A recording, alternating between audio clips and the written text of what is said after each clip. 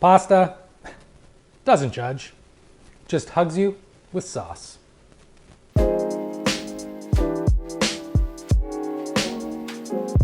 First things first.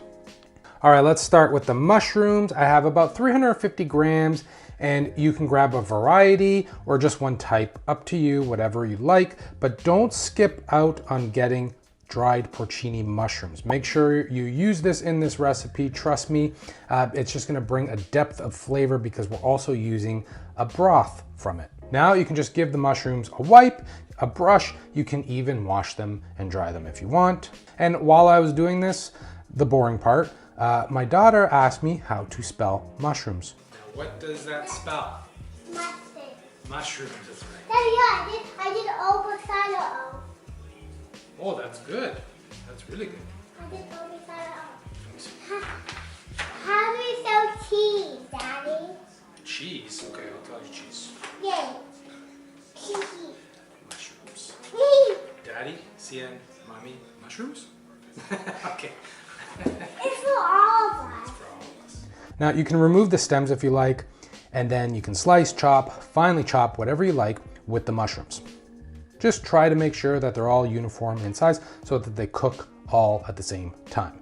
Then you're gonna place the dried porcinis. This was about 14 grams in warm water to rehydrate. I just used about 100 to 150 ml, and then you're just gonna set aside.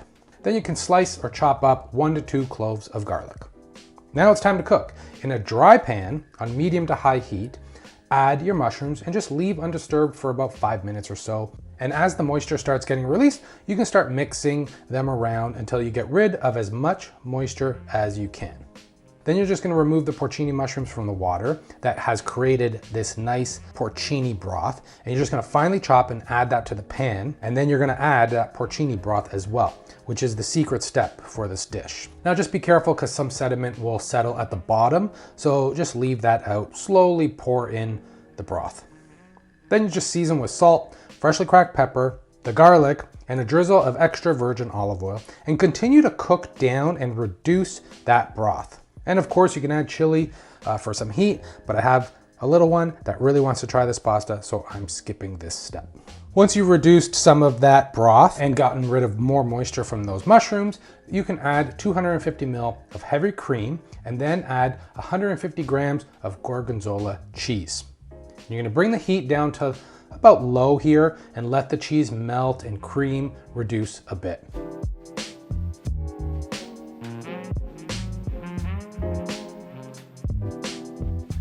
At this point, we can cook the pasta.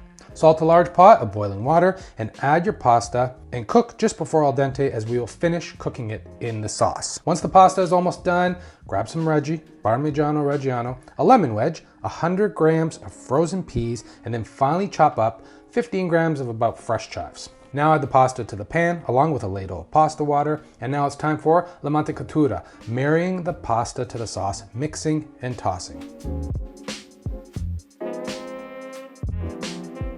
Then you can add the peas, squeeze that lemon wedge, and continue to cook, adding more pasta water if needed.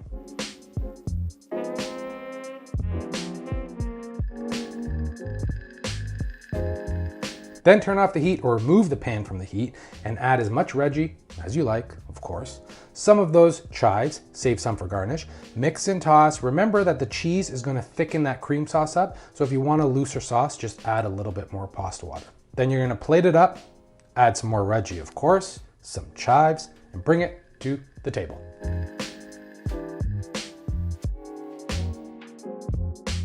Okay, I'm getting the flavor from everywhere here. Of course, the earthiness from the mushrooms, but the porcini really elevates everything and really gives it a nice pungent mushroom flavor that I love. The sweetness of the peas, the gorgonzola, the creaminess, even the chives had a little bit of like a tang to it. Oh, this is awesome. I hope you give this one a go. And as always, the full recipe is in the link in the description below.